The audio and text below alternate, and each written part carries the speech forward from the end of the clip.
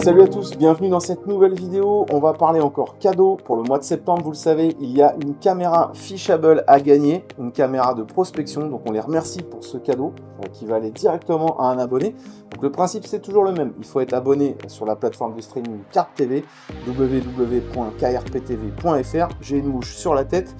Et si vous êtes abonné, vous participez automatiquement au tirage au sort, que vous soyez en abonnement mensuel, semestriel ou annuel. Une fois qu'on a dit ça, on va parler du cadeau. Donc ça, c'est le cadeau, celle qui est à gagner. Et ça, c'est la mienne que j'ai testée le week-end dernier. Comme d'habitude, je ne suis pas un commercial des marques, donc j'ai la petite notice qui va bien pour me rappeler de certaines spécifications. Avant toute chose, c'est compact. Voilà, comme vous pouvez le voir, c'est une petite mallette en ABS, donc c'est solide et c'est étanche. Évidemment, à condition de la fermer ici avec les attaches, sinon c'est pas étanche. Je l'ai testé sous un orage, elle était fermée, j'ai pas eu de mauvaise surprise. Au niveau caractéristiques, je vais tout de suite vous donner les principales.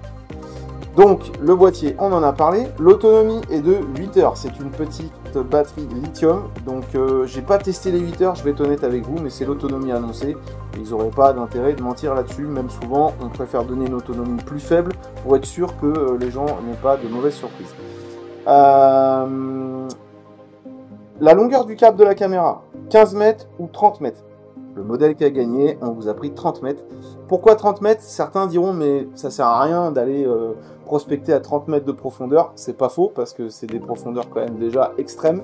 Et on n'y voit pas forcément grand-chose, et il n'y a pas forcément du poisson, même si on peut être très surpris de voir à quelle profondeur les carpes peuvent parfois se trouver et même manger. Mais c'est tout simplement parce que les concepteurs de cette caméra, alors c'est vrai que j'en ai pas parlé, ce sont des pêcheurs de carpes hollandais qui ont voulu aménager en fait cette caméra un petit peu avec la vision qu'ils en ont de la pêche. Et donc ils se sont dit, ok pour la caméra de prospection, mais si en même temps ça peut nous servir à surveiller notre spot, c'est pas plus mal. D'où les 30 mètres, même avec 15 mètres déjà, si on pêche dans nos pieds, on peut surveiller notre spot. Mais en tout cas, avec 30 mètres, on peut déjà aller plus loin. Et vous pouvez vous taper le délire de regarder ce qui se passe un petit peu sur votre spot. Par contre, on ne peut pas enregistrer, hein, on ne peut pas tout avoir non plus, parce que c'est pas une caméra à 1000 €, donc tout n'est pas possible. Ce qui est très important aussi, c'est qu'il y a un câble donc sur la bobine, qui est un câble avec une résistance de 32,5 kg. Donc c'est un câble anti-étirement, anti-corrosion et étanche. Voilà, donc ça c'est bien aussi parce que c'est quand même le seul lien qu'on a avec la caméra. Et parfois on peut être accroché dans des herbiers, c'est ce qui m'est arrivé. Donc on tire un peu fort sur le câble pour décrocher la caméra. Et donc il vaut mieux qu'il soit un minimum solide. Bon, après, c'est toutes les nomenclatures particulières, les usages, les températures, on va de moins 20 à 60 degrés, donc bon, on est tranquille. En stockage de moins 30 à 80 degrés, normalement, chez vous, vous n'avez pas tout ça, donc on est tranquille aussi. La batterie lithium, je l'ai dit, c'est une 4500 mAh.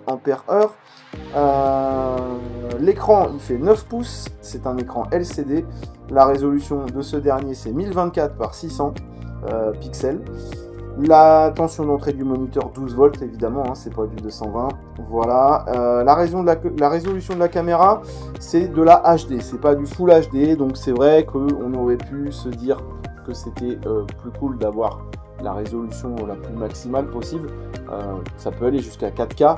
Bon, maintenant, entre nous, ça suffit largement pour prospecter et ça diminue le coût aussi parce qu'il faut savoir que des lentilles aussi petites de caméra, plus on grimpe dans la qualité de la résolution et plus les prix grimpent aussi. Je crois que j'ai tout dit. Non, j'ai oublié. La source lumineuse, c'est pas de l'infrarouge, donc certains seront déçus. Il y en a qui préfèrent le modèle infrarouge qui bascule automatiquement en noir et blanc quand il fait sombre. Là, c'est pas le cas. Les concepteurs ont préféré mettre des LED, donc il y a 12 LED blanches. Voilà, ça éclaire bien. Moi, je pense que c'est suffisant. L'infrarouge, c'est pas forcément vital. Qu'est-ce qu'on retrouve dans cette mallette? Eh bien, d'abord, l'écran en partie haute, voilà, qui est intégré dans la mallette. On ne peut pas l'enlever, on ne peut pas l'incliner. Alors c'est vrai que au fond d'un bateau, ceux qui ont l'habitude, si vous posez la mallette sur le fond comme ça, on va un peu se pencher, c'est pas forcément très pratique. Bon, il suffit de basculer la mallette comme ça, de mettre quelque chose en dessous, ou pas. D'ailleurs, moi j'avais rien mis en dessous, je l'avais juste basculé contre le tableau arrière de mon bateau, et ça tenait très bien, et j'avais une visu parfaite sans me baisser. Bon, une petite protection mousse pour éviter que les accessoires viennent faire des pressions sur l'écran et le casser. Donc ça, il vaut mieux le laisser dedans. Un pare-soleil amovible, c'est une matière plastique souple, hein, c'est facile, hein, ça s'emboîte, tac, ici dans les encoches que je ne vois pas, donc je ne vais pas le faire. Et vous avez une petite casquette quand il y a trop de soleil. À l'intérieur, on retrouve, bon, l'écran, il n'y a pas grand chose à dire, hein, c'est des réglages classiques, luminosité, contraste, voilà. Si vous l'allumez, vous pouvez avoir l'impression que les couleurs sont un peu fades. Moi, c'est la première impression que j'ai eue dans mon bureau. Mais en fait, c'est fait pour vraiment avoir de la couleur sous l'eau. Donc, vous verrez que en la mettant sous l'eau, le spectre n'est pas le même. Et on voit très bien les couleurs. Donc, on retrouve à l'intérieur un chargeur 220 volts. Voilà. Il n'y a pas de chargeur 12 volts. Moi, je l'ai signalé au concepteur. Je pense que dans le futur, ça peut être pas mal de prévoir un chargeur 12 volts. Néanmoins, il y a 8 heures d'autonomie. Moi, personnellement, j'ai un convertisseur électrique au bord de l'eau pour les caméras et tout. Donc, je peux le charger avec ça. Et puis, je suppose qu'on doit pouvoir trouver du chargeur 12 volts de ce type-là très facilement sur Internet.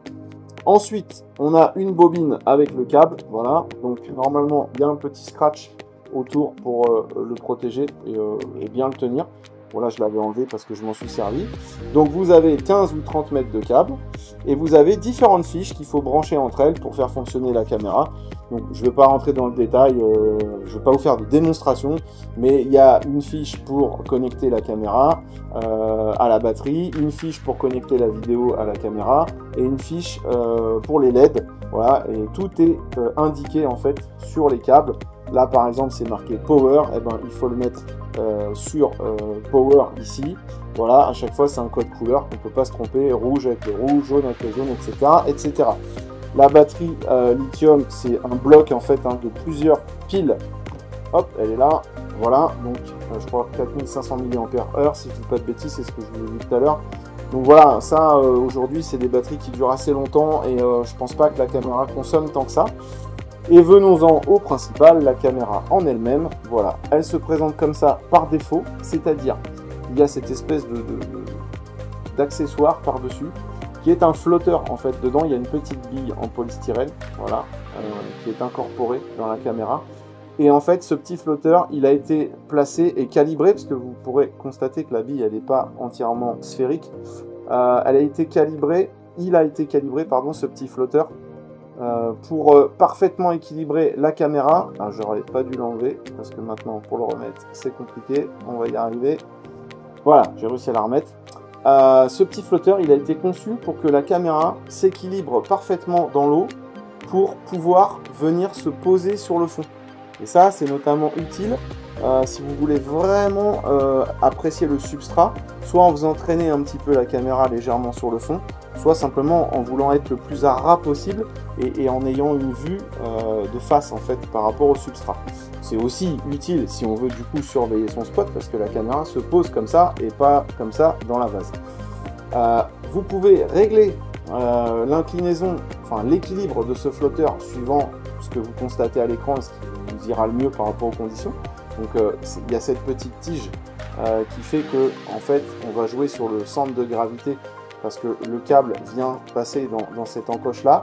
Donc quand on va être comme ça, le fait de coulisser la petite partie métallique là, on va jouer un peu sur l'équilibre. En même temps, c'est une protection pour éviter que la caméra, si on la fait tomber un peu trop vite, qu'elle vienne par exemple taper sur un caillou et que ça vienne abîmer la lentille. Il y a cette petite tige en plastique également, je pense, pour cette raison. Voilà, vous pouvez déconnecter la partie, toute cette partie en fait de flotteur. Alors là, je ne vais pas le faire, mais ça se déboîte et à ce moment-là, vous avez la caméra seule. Décidément, cette mouche m'aura embêté jusqu'à la fin. Vous pouvez vous servir de la caméra uniquement seule, sans le flotteur. Et il y a un petit accessoire pour ça aussi, qui permet de bloquer le câble et le petit anneau vient se mettre sur la caméra. C'est pour faire des prospections plus à la verticale, par exemple un pilier de pont, des choses comme ça. Donc pour la prospection classique, on garde le flotteur, c'est très bien comme ça. Alors la caméra, elle est toute en inox, donc ça c'est bien. Et elle a un certain poids que je ne connais pas, mais qui est suffisant pour des conditions normales. C'est-à-dire que quand il n'y a pas trop de courant, pas de vent, pas de choses comme ça, la caméra elle plonge direct sous le bateau et c'est vraiment bien équilibré. En revanche, et je l'ai testé, s'il y a beaucoup de vent, des conditions un petit peu extrêmes, là on peut se retrouver avec une caméra qui aura tendance à pas couler aussi vite, ou en tout cas à dériver un peu moins vite que le bateau. Ce qui fait que vous pouvez avoir le câble qui vient se tendre un peu comme ça à l'arrière du bateau. Et pour ceux qui connaissent, du coup on n'est plus vraiment en dessous de ce qu'on est en train de prospecter. Donc pour ça, tout le monde le fait déjà, hein, ceux qui ont des caméras, je crois pas me tromper, là beaucoup le font. On rajoute toujours un plomb pour que la caméra soit plus lourde. Moi j'ai testé en fait, et grâce à ce petit coulisseau là, métallique qu'on peut enlever, j'ai passé un plomb en fait. On choisit le poids qui va bien et on repasse ça dans les trous, et du coup le plomb il vient se caler là contre la caméra et ça marche très bien comme ça.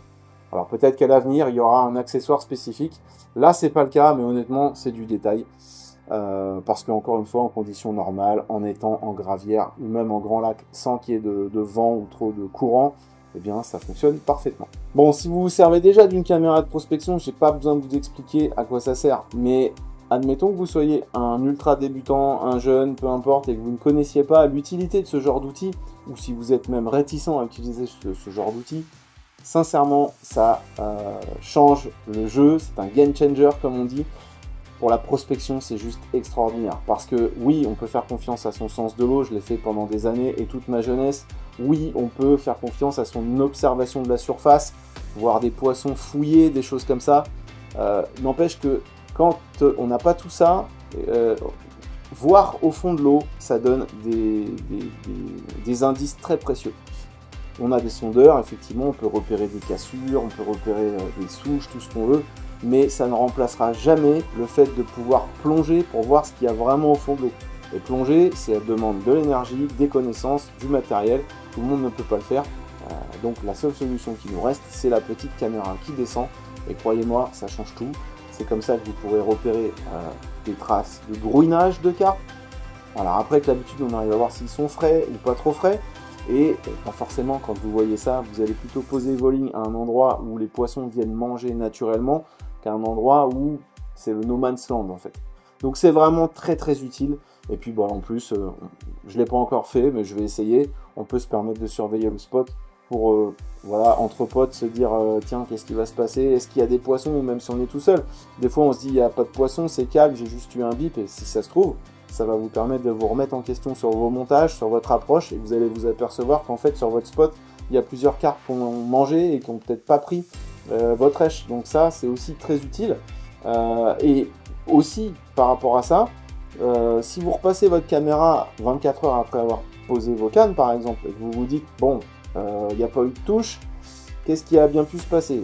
Déjà, vous pouvez lever le doute sur le fait qu'il y ait des poissons qui soient venus manger votre amorçage ou pas.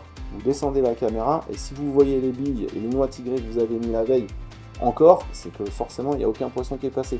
En revanche, s'il n'y a plus rien du tout, c'est nettoyé, comme on dit, et qu'il reste que votre montage, peut-être qu'il y a eu un problème avec votre montage.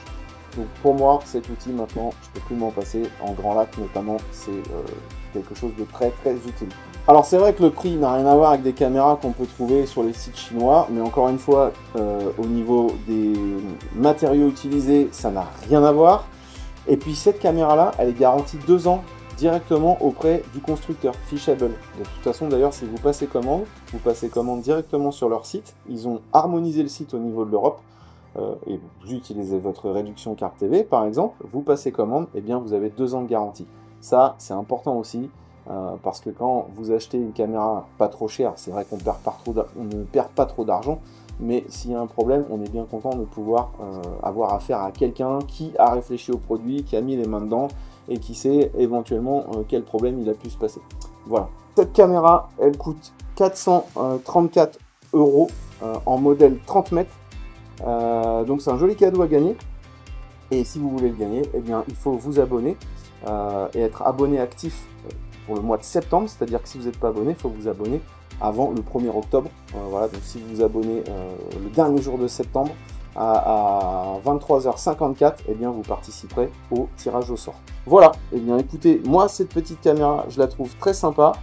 Évidemment, on peut toujours améliorer les choses, notamment pour cette histoire de poids qu'on pourrait prévoir en avance, mais ça fonctionne très bien comme ça.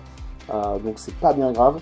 Moi, ce que j'aime bien, c'est qu'elle est dans une valise étanche, que ça prend pas de place et que le câble est solide. Parce que pour avoir eu d'autres caméras qui peuvent ressembler de prime abord à ce genre de système, on se dit oui, bon, allez, sur Temu, Wish ou AliExpress, je l'aurai moins cher. Eh bien, la section de câble n'est pas la même et il n'est pas aussi solide. Voilà. Et la caméra non plus. Là, c'est de l'inox. Souvent, les caméras achetées moins chères, c'est pas de l'inox. Voilà, j'ai plus qu'à vous souhaiter bonne chance, et puis n'oublie pas, si t'es pas abonné à Carte TV, abonne-toi, parce que en plus des vidéos, tu peux gagner des cadeaux.